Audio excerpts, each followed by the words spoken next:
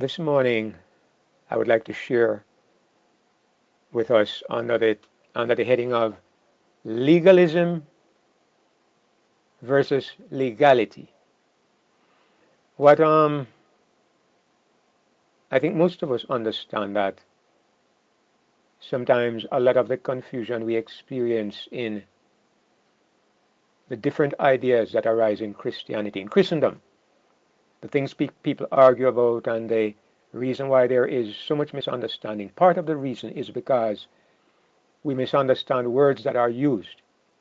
And I'm not really a person who likes to get down into Greek and Hebrew and all the rest of it, but I do believe that misunderstanding words and their meaning is one cause for a lot of the misunderstanding. Even people who have honest hearts and who really want to understand truth sometimes are confused because of terminology. And I admit that when it comes to these two words, legalism and legality, I myself have experienced confusion. And there are some ideas in my own mind that I have had to sort through. And I found that I was helped when I came to see the distinction between legalism and legality. So I want us to just explore those two words today and see what we can understand and see if we can find a way that this will be helpful to us. So let me share my screen, go to my Bible, and we'll go right into our study. All right. So first of all, I would like to define the word legalism as I understand it. Now, it's interesting that legalism is a word that pertains mostly to religion, and probably most of all to the Christian religion. I don't think there is much of a concept of legalism in other religions like Islam or Hinduism. At least I've never heard the word used by the adherents of these religions. And in fact, I can understand why, because these religions are, to a great extent, most non-Christian religions are very, very much legalistic. And so legalism for them would be a good thing. And so you won't find that word being used in a critical way in most non-Christian religions. But in Christianity, the word legalism has been coined. I think the word arose from religion, and it has expanded into broader use in the society. So we can best understand it in the religious context. And it's very important to understand this, because when we understand why the word is associated with Christianity, it helps us to understand what it really means and how to deal with it. Now, legalism, I'm going to define it in this way. It is an obsessive concern about things of minor importance. If I were if I was in a classroom or in a regular worship place, I would be writing it on the board so it would stick in your mind, but it's kind of hard to do online here. So I hope we have a mental blackboard where we are writing it down. So I want to repeat that. Legalism, notice the word, it's an obsessive. The word obsession means that you are fixated on the thing. You can't get you won't lose your focus on it. You are obsessive. It's an obsessive concern about things that are of minor importance, which means that they may have some relevance, but they're not really all that important. Like somebody who is obsessed about everybody who comes to worship needs to wear a tie. I remember when I went to a certain camp meeting for the first time, and I was told that I needed to put on my jacket because and I couldn't find out why, but they made me put on a jacket. And I've gone to places where they have even bought jackets and bought ties for me so I could be properly uh, dressed up for the occasion. So, and I mean at these camp meetings. So I'm not saying it's not important, and I'm not saying it's not nice to be well dressed, but it seemed to me sometimes that there is an obsessive concern. It's like you can't preach if you don't have on the jacket. It's like you're not qualified to stand there if you don't have on a tie. So that's kind of what I mean when I talk about an obsessive concern about things that are of minor importance. I was like this. I remember when I was a young Christian, I was just married for a few years, but I was very fixated on things like women wearing pants, women not processing their hair. That was a big thing in Jamaica. Christian women don't process their hair. So one week secretly my wife processed her hair. By that I mean she in Jamaica they say they cream it or they press it. I don't know. I don't even know the difference what it is. But anyway, she did something to her hair, and I remember I was so upset that I did not walk beside her to church. When we were going to church, I would not walk beside her, and when we got to church, I did not sit beside her. I was so obsessively concerned about things of minor importance. And you find that there are some very good examples of this kind of Christianity, of this kind of religion among those who were the kings of legalism, the scribes and Pharisees. Let me give you an example. In Mark 7, verse 5 to 13. Then the scribes and Pharisees asked him, Why walk not thy disciples according to the tradition of the elders, but eat bread with unwashed hands? Can you imagine that a set of religious people are following you around to see if you wash your hands before you eat? Can you imagine that their religion is of a level where for them you have committed a sin because you didn't wash your hands before you eat? This is an example of legalism. It's an obsessive concern about things that are of minor importance, that they actually went to find Jesus and to report his disciples to him because they observed that they did not eat when they did not wash their hands before they ate. So the other thing that you can see here is that legalism also tends to be, it tends to watch other people. A legalist tends to get his kicks out of watching other people, finding fault with the behavior of other people. The second thing I want to point out about legalism is that it focuses on externals, the outside, instead of what is inside. So Jesus commented on this with the scribes and Pharisees again. He says, Woe unto you, blind guides, which say, Whosoever shall swear by the temple, it is nothing. But whosoever shall swear by the gold of the temple, he is a debtor. You fools and blind, Jesus says, don't call anybody a fool, but he sure broke his rule here. You fools and blind, for whether is greater, the gold or the temple that sanctified the gold? And he goes on to show exactly how far this legalism led them. Because they said,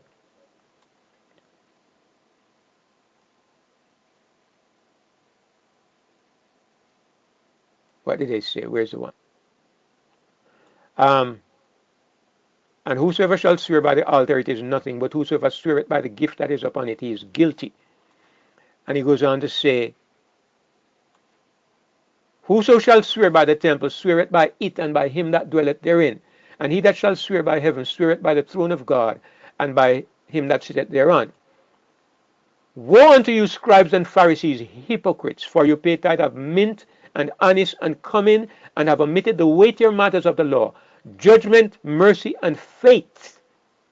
So you can see here an example of people who were focused on the minor things, things of minor importance. And the consequence, because you don't have the capacity to focus on everything, they have left out the weighty matters of the law, justice, mercy, and faith. Judgment, mercy, and faith, meaning justice. These ought you to have done and not to leave the other. These ought you to have done and not leave the other undone. So, legalism tends to focus on what is outside and not what is inside. And so, therefore, Jesus says,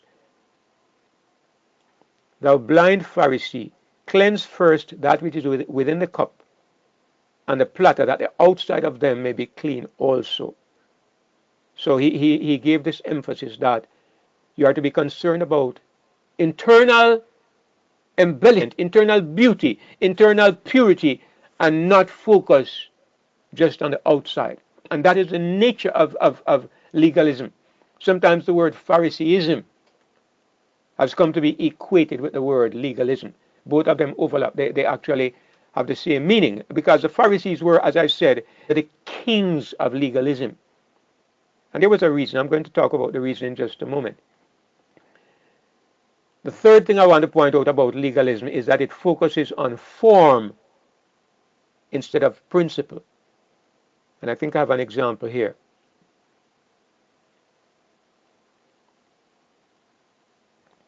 It's kind of along the same line as everything we have looked at, but let me just use this as an example. And Jesus said, "Are you also yet without understanding? Do you not yet understand that whatsoever entereth in at the mouth goeth into the belly, and is cast out into the draught? But those things which proceed out of the mouth come forth from the heart, and they defile man." Now,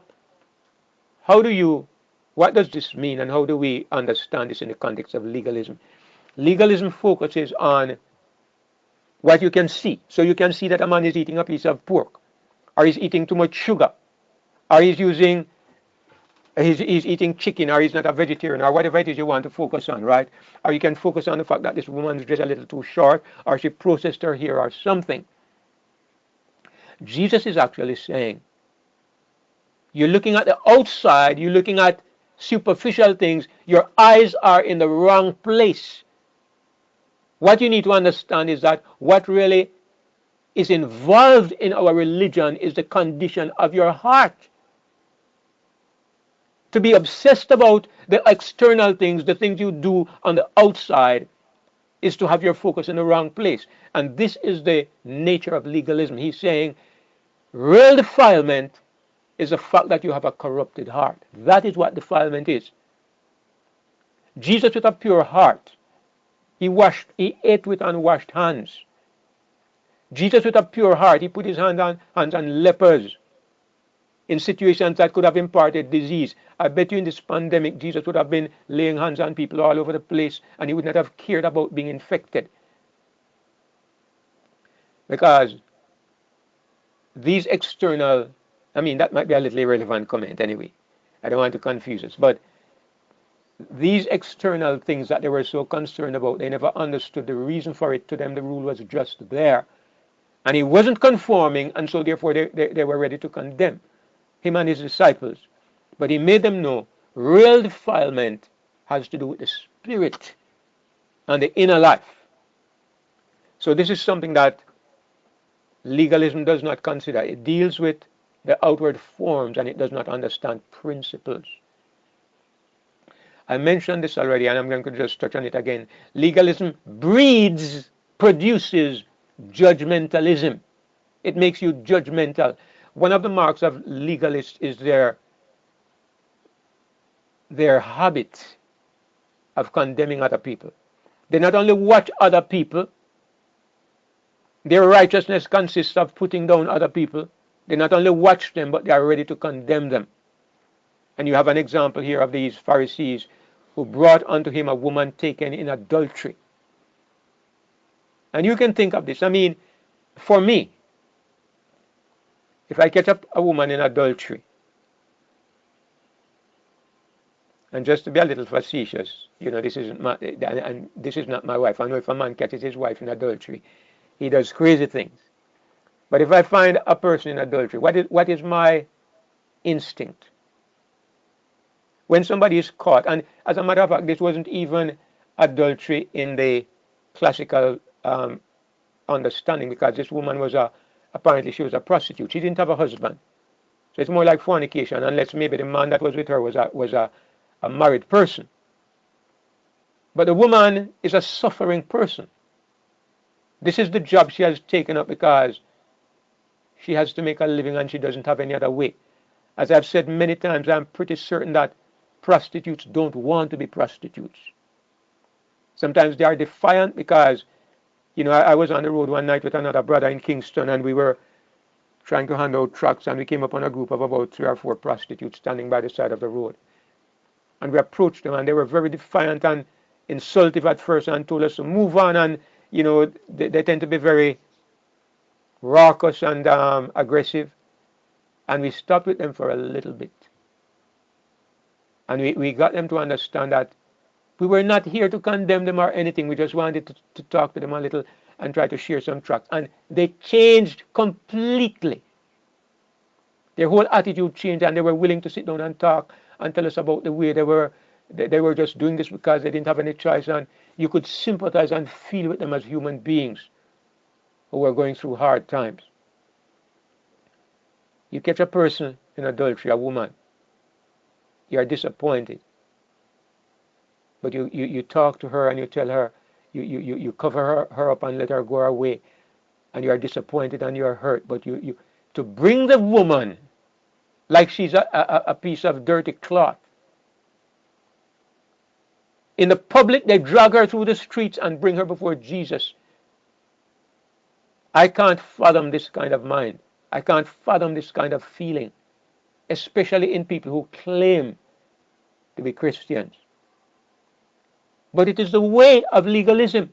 Legalism is judgmental. It not only is judgmental, but by judging another person, it breeds self-exaltation. You make yourself look good by putting down somebody else. Whenever you find yourself tempted to say, I am not like that. I don't know how they could do such a thing. I am not like that. Whenever you find these words coming out of your mouth, be careful, because sometimes it's a spirit of judgmentalism. You are beginning to compare somebody to yourself. I admit there are some kinds of behavior that I cannot understand.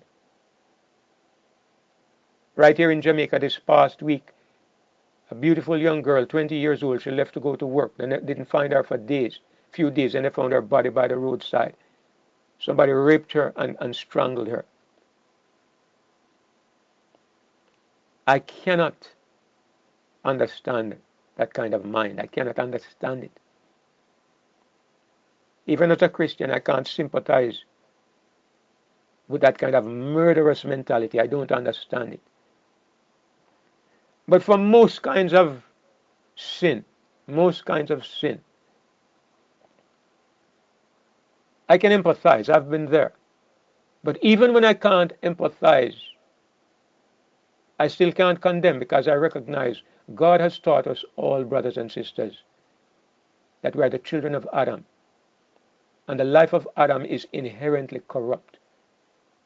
Every day that I get up, I thank God for this lesson, because I know I can understand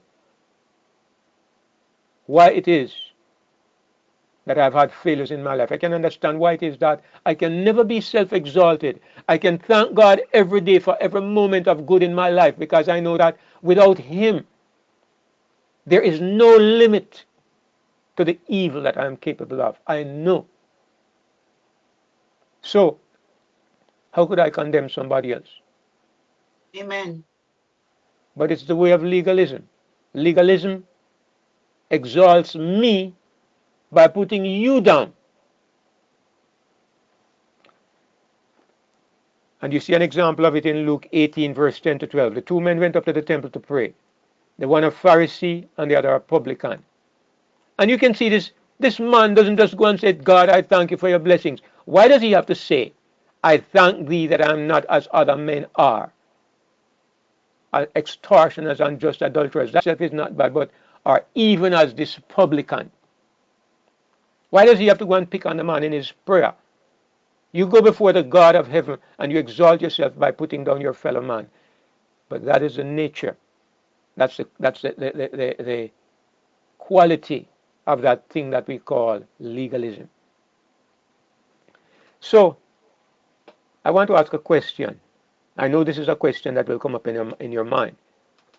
What is the difference between a person being very careful, what we would call meticulous? What is the difference between being meticulous and being legalistic? Because I would think, I generally wash my hands before I eat. I don't always do it, but most of the time I wash my hands before I eat, especially if I've been involved in working in something that is not so clean, right? But I try to wash my hands before I eat, and sometimes I will wear a tie. The truth is, I'm not obsessive about these things. But you have some people who are very careful. They always wear a tie, they always wear a jacket, they always wash their hands before they eat. But they don't condemn other people, and they don't stand in judgment on other people. So, what is the difference between being careful? Because we Christians, we want to be careful. I mean, it can be legalistic if a person prays 5 times a day, and you can pray 10 times and it's not legalistic. So, what is the difference? A person may be very concerned about the length of your dress, and so are you. And that person is legalistic and you are not. What is the difference? How can you say that my care is being meticulous and the other person is being judgmental or pharisaical, legalistic? Well, I would say when I think about it that being meticulous is something that you impose on yourself. I would say that is one of the great differences. A legalist is wanting to impose his legalism on other people. The meticulous person imposes his meticulous behavior upon himself, not on other people. So that person is concerned about my growth, my development, my improvement, and you are not trying to push other people into standing by your standards. So this, I would say, is one of the big differences between legalism and being meticulous. And I think it's important because I want to be meticulous. I'm not obsessed with it anymore. I heard that George Brother Knight. David. Yes, brother Steve, give me 1 second. I heard that George Knight wrote a book entitled I Used to Be Perfect. And I resented that title at first. But after I have a better understanding of what I'm trying to share here, I didn't resent that title anymore because I could almost put myself in that place. Because one of the times I was so obsessed with becoming meticulously flawless that it was stressing my mind. Like I said, I was disturbed about everything in my life because I was constantly imperfect. I lost that when I learned that Christ is my perfection. Now I'm focused on fellowship with Christ, not on not on not on perfecting every aspect of my life, because when I walk with Christ, whatever is to be fixed will be fixed. It's not my job, it's his job. And I've learned this. So I can take the burden off my head, and I have one burden in life, one desire, one goal, one focus. It is to be a better friend and companion of the Lord Jesus. Go ahead, Brother Steve. Yes, Brother David. What about not outward imposition where you would try to make the other person or condemn the other person, put your legal ideas on the other person, but inwardly you're thinking that the person should be the way you think they should be. I would say that all of these problems arise from one fundamental issue. And that one fundamental issue is that I'm not seeing things in light of the relationship with Jesus Christ. Because if I internally stand in judgment on my brother, isn't it because I have not seen myself in the light of Christ? Isn't that not the truth? I learned to tolerate myself when I learned about the two Adams. I learned to live with myself and understand why it was that I had had the problems I did. And I stopped condemning myself. And then from that I came to understand that God does not condemn me. I still understand that my God of mercy and love will do what is right. And if I reject him, one day he will have to say, David, with pain in my heart, I have to tell you goodbye forever. I know he will do this, and I respect him, and I love him for this. He will do what is right. But that is That doesn't stop me from understanding that he does not condemn me. He knows the reason. He knows my past, my genetics, my history, my environment. He knows this. And if I can be sorry for myself, he can be sorry for me. And if this is true for David Clayton, it's true for Sister Marilyn, Brother Bikang, Brother David, Sister Marcia, it's true for all of us. He understands. And because he understands me, why shouldn't he understand you? Why should I condemn you when I know that my God doesn't do it?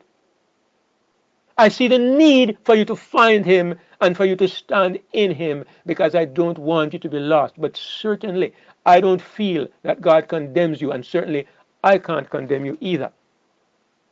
I mean, sometimes as a human being, it comes out, right? We criticize other people.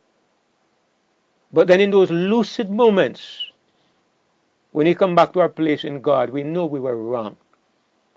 And we know not just that we silence our lips, but that we silence our thoughts. Those unworthy thoughts, we silence them too, because we know the truth.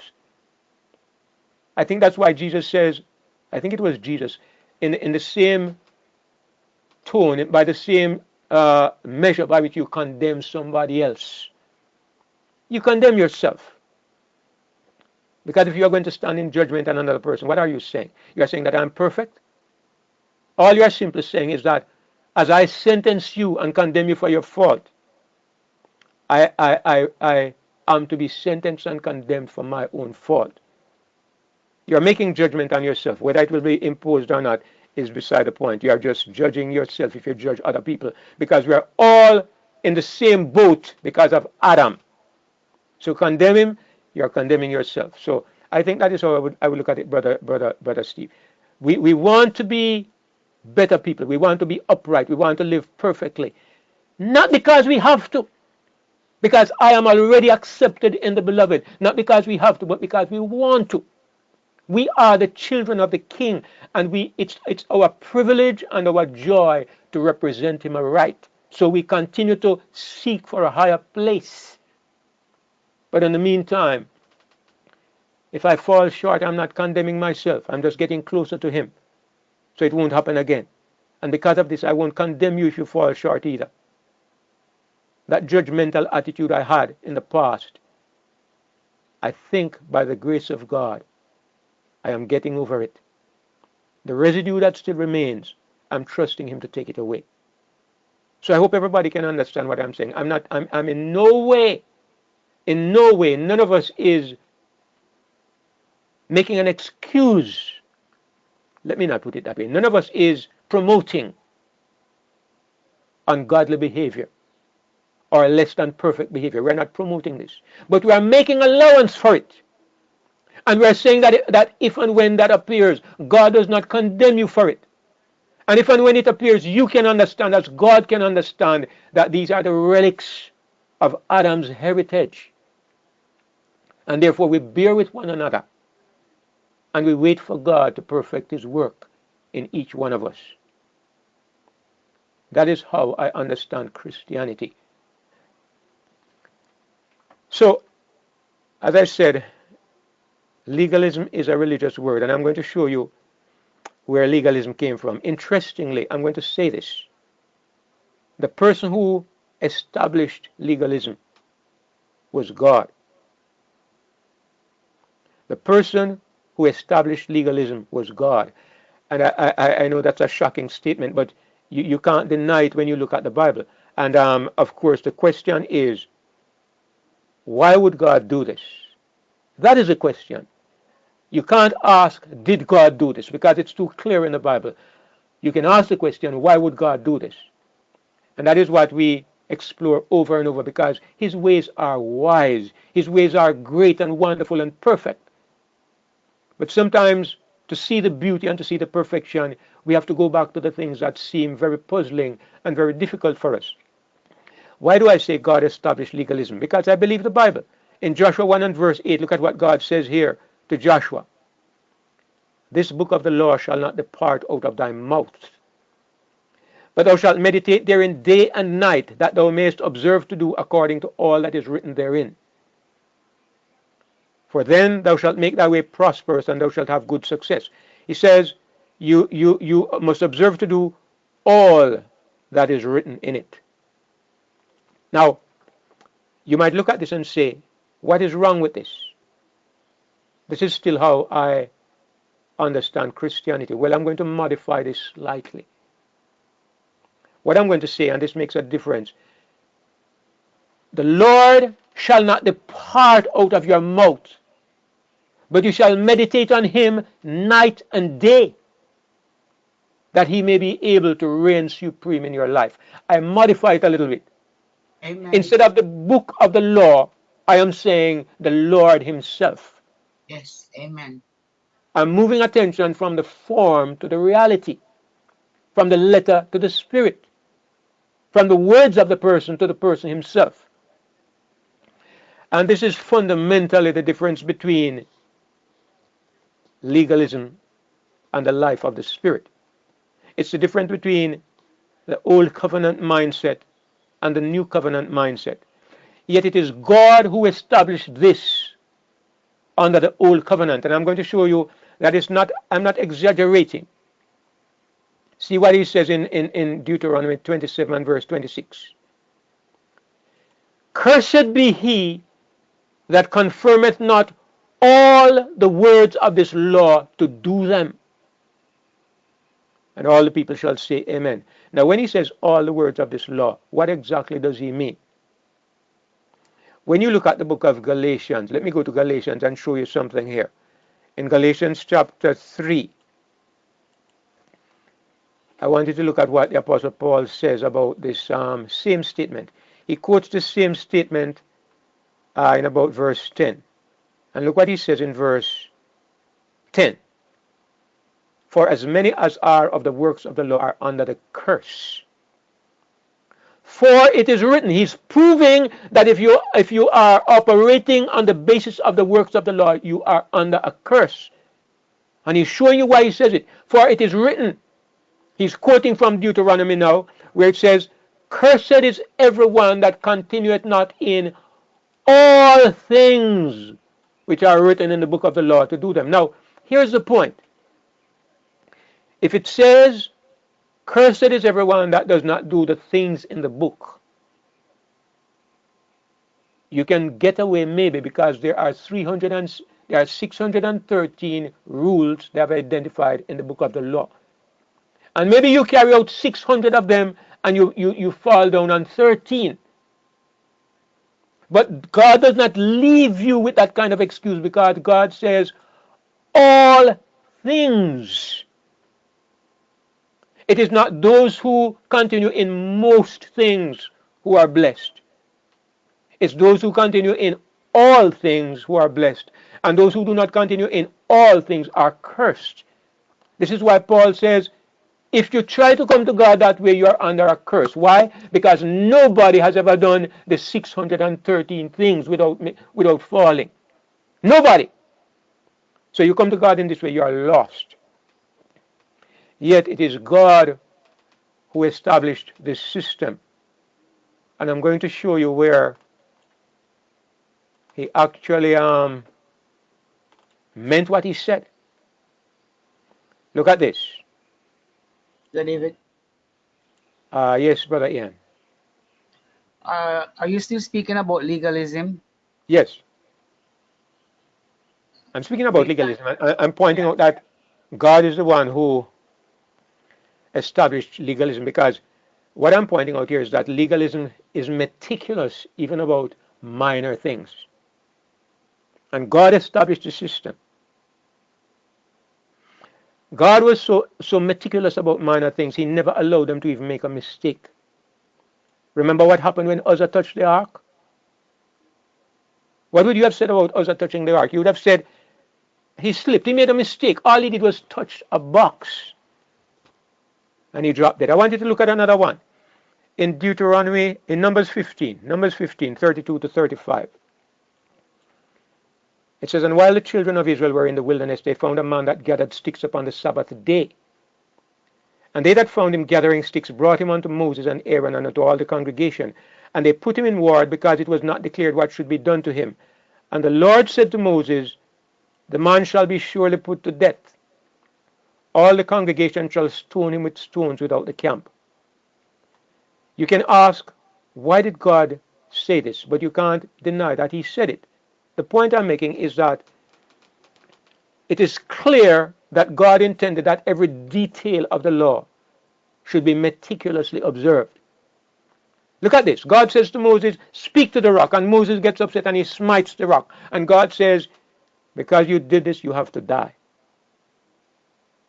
You can't go over, you have to die. It kind of seems when you look at these things that the punishment is not proportionate to the crime. These look like minor things, small things, and yet they are punished severely. So I love the Lord, and I understand mostly I understand these things, but I'm pointing them out because I want us to get the point that God is the one who established legalism. Now you might ask the question, why? And I'm going to give you two reasons. One of them I'm going to just simply read from the Bible. If you look at Deuteronomy 24 and verse 1, here is a part of these legalistic rules that were given to them. When a man hath taken a wife and married her, and it come to pass that she find no favor in his eyes, because he had found some uncleanness in her, then let him write her a bill of divorcement and give it in her hand and send her out of his house. Hard, just as hard as some of the other rules. But it's a part of those legalistic rules, focusing on minor things.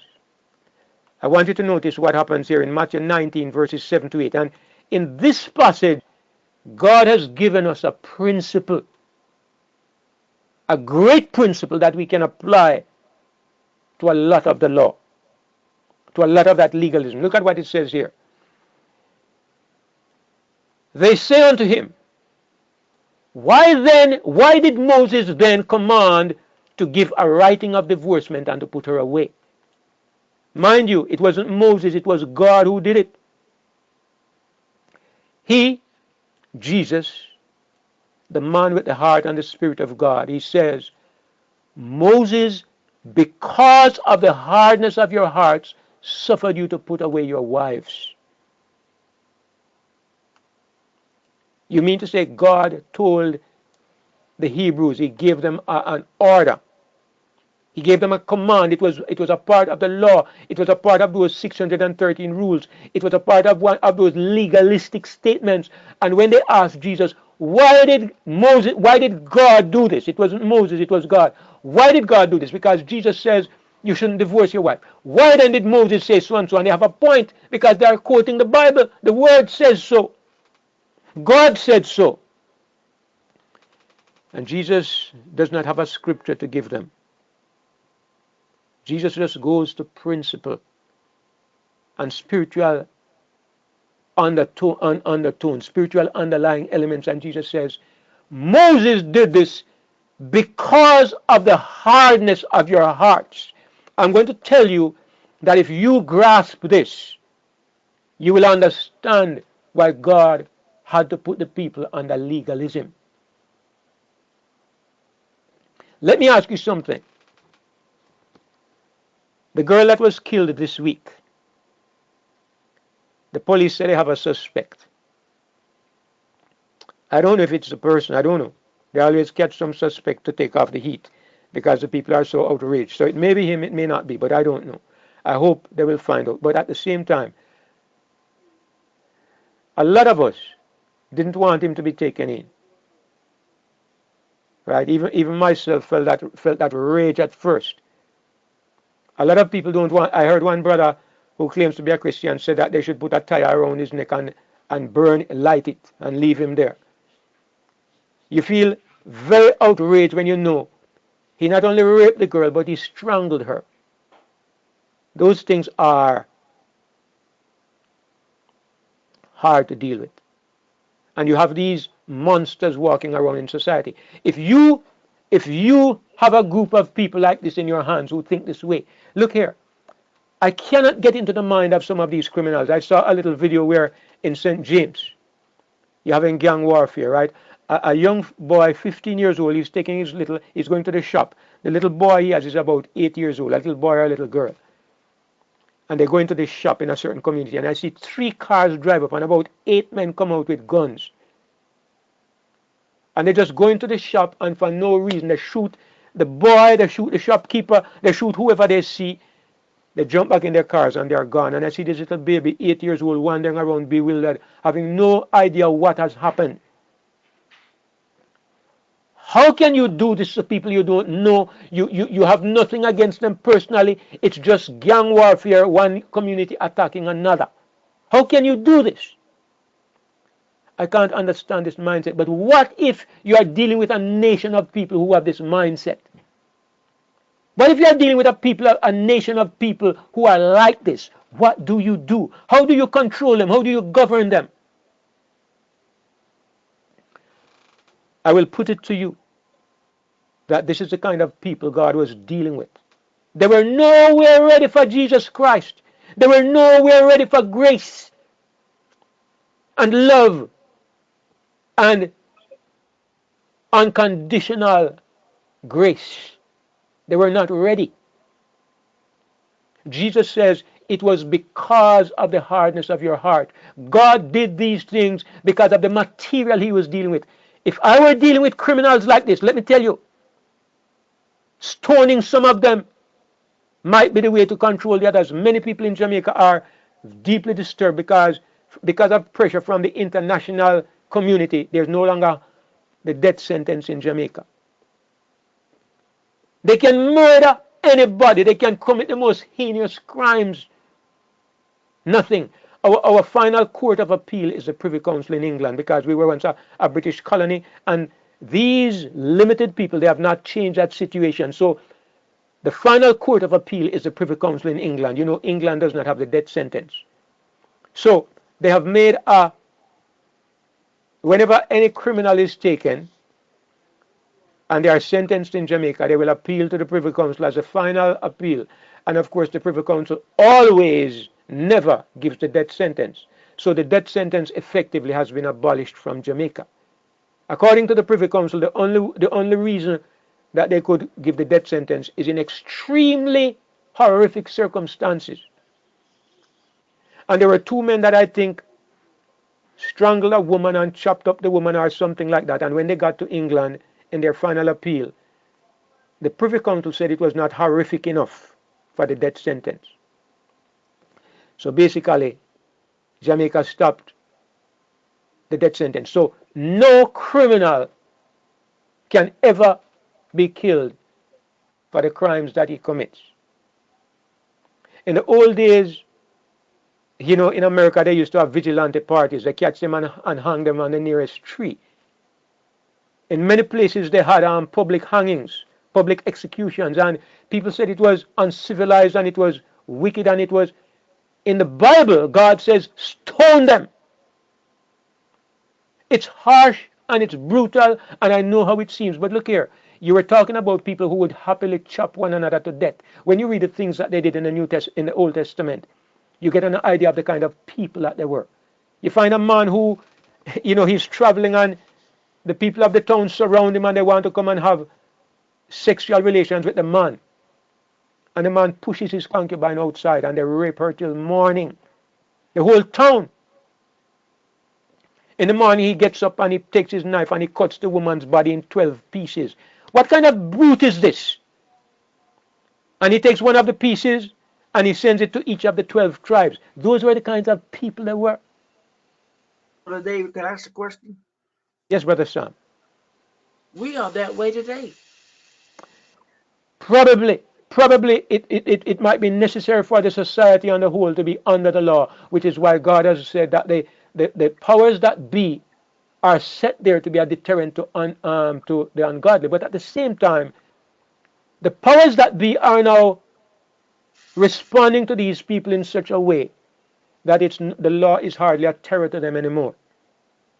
Anyway, that's kind of a little bit off target from what I'm saying, because what I really wanted to point out was that the Bible teaches us that there was a reason for God operating in this way, and the reason was We can meditate on it. I can't delve into it in depth today, but the reason was the people that he was dealing with. There were two reasons. First of all, to discipline those people. Paul says, wherefore then serveth the law? It was added because of transgressions. It was the condition of the people that made it necessary for God to put his people under this kind of severe discipline. That was one. And number two, as we have discussed over and over, the whole system was a teaching tool. What were you supposed to learn?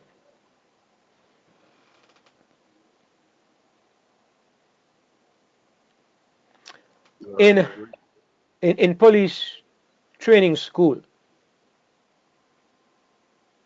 maybe this is a poor example, but I've seen police training, right? And they have the guns and they have some targets set up, and those targets look like people. And they are practicing to shoot those targets. They are practicing. They are not practicing to miss. They are practicing to hit those targets. Is this real? No, it's not real. Why then are they shooting images of people if they don't plan to go out and shoot them? What they are doing, they are preparing for the possibilities of another situation. God was preparing we, his people, for another situation. But you might say, what are the lessons we are to learn from what God put those Hebrews through? I'll tell you the lesson I learned from it. I'll tell you the lesson I think we should learn from it, okay? The greatest lesson we can learn from the law is that God was saying the practice of sin, the practice of stepping outside of the will of God, even in the slightest degree, can result in terrible damage to you. You get what I'm saying? Under the system of the law, God became the agent of damage. God became the one who carried out the damage. It was a school, it was a teaching tool. God was teaching them, sin and you suffer. But God became the one who imposed the suffering because God was the teacher. What do we learn in our time, in the time of grace, when we understand the goodness of God and the love of God and the gift of Jesus Christ? Do we see God the same way? No, we understand God was in the school and he was teaching. Now we come to reality. Now we come to real life. How does God operate here? Strictly grace. God is the agent of good, never of pain. Well, sometimes he punishes us for our good, but God is not the agent who. The real point that God is saying, he's saying, look here. You take a goodly Babylonish wedge and you hide it in your tent. It will destroy you. It not only will destroy you, it will destroy those who are a part of your fellowship. The spirit of Babylon will creep in. The spirit of greed and worldliness will creep in and infect you and everybody around you.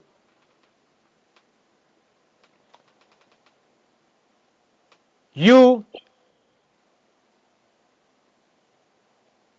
treat the Sabbath with disregard. Is God going to order you to be stoned? No. It was never in his heart to do this. But what you are going to do, you are going to introduce principles and attitudes into your life that will kill you as surely as if somebody stoned you. If you continue to cling to these principles and these kinds of approaches to the gift that God gave in the Sabbath.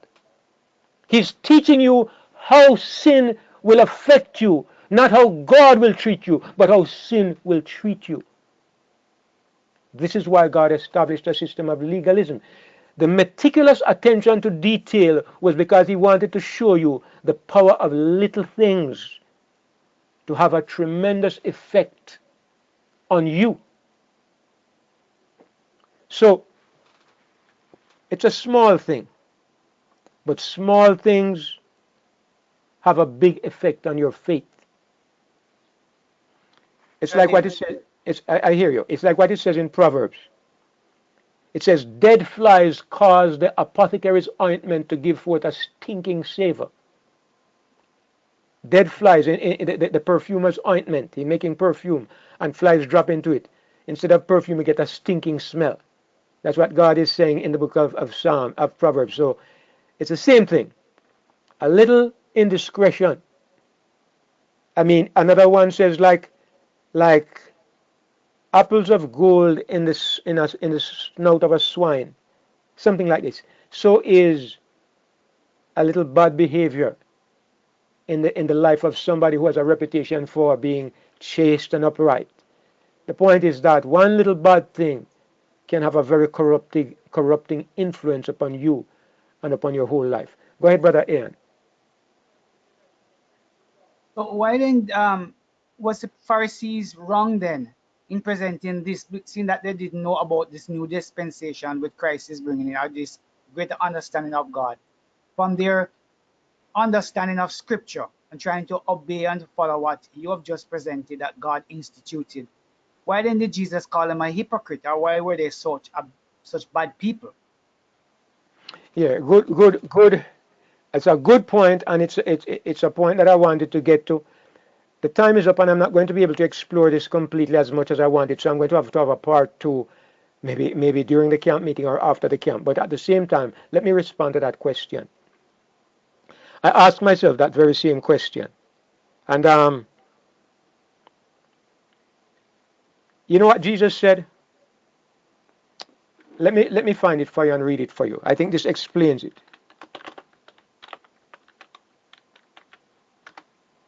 In Luke 11, verse 52, look at what he says. Woe unto you lawyers. And when he says lawyers, he doesn't mean lawyers in the sense we understand lawyers. These were teachers of the law. So this included the scribes and Pharisees. They were the teachers of the law, the law of the Jews, right? Woe unto you lawyers, for you have taken away the key of knowledge. You entered not in yourselves, and them that were entering in you hindered. Let me show you another verse.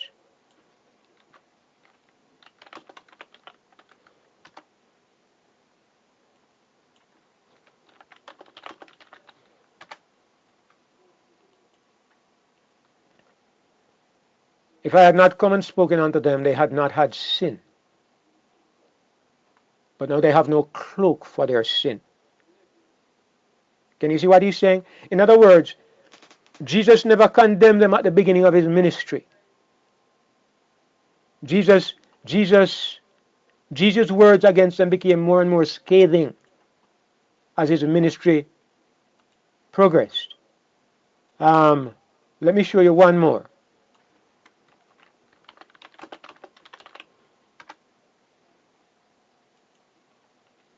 Look at what it says in John 3 and verse 19. And this is the condemnation, that light is come into the world, and men loved darkness rather than light, because their deeds were evil. So I hope this kind of gives you some kind of answer to your question, because the point is that if I was a legalist, I don't know how many of us were, but I was a legalist.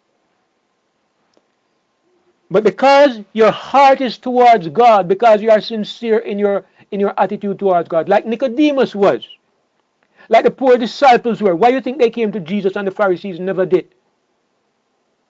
Let me see. Look at what Jesus says in the next two verses.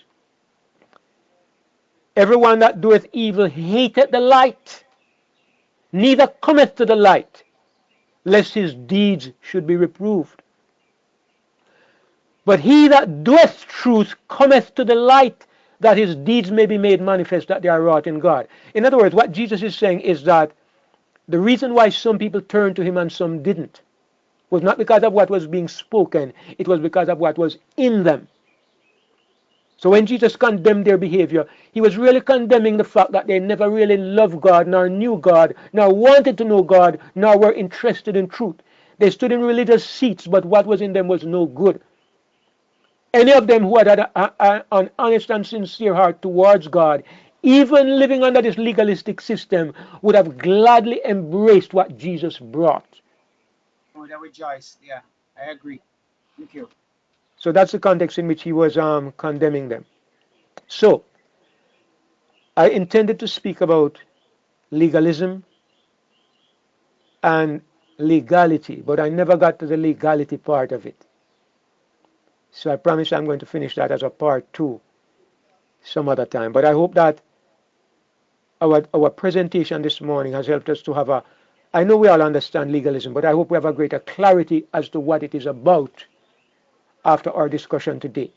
And if there are objections or questions at some other time, we can take them. I would like to do it right now, but if there's any quick question, I can take two, but my time is already up. Any quick question? Brother David, Yes, brother. I just recently watched your video, The Strength of the Sin. And, it talks about what you were saying this morning about the Ten Commandments and why God gave it. And I would really have to agree on that. But with legalism, I think most of us, when we come into the Seventh-day Adventist Church, we are taught that. I was. Because the first thing they tell you, they don't wear makeup, we don't do this, we don't do this. And I've found myself in the past condemning others for these things. So, I thank God that, now my focus is on Christ and not what people wears on the outside and things of that nature. Praise the Lord. Praise the Lord.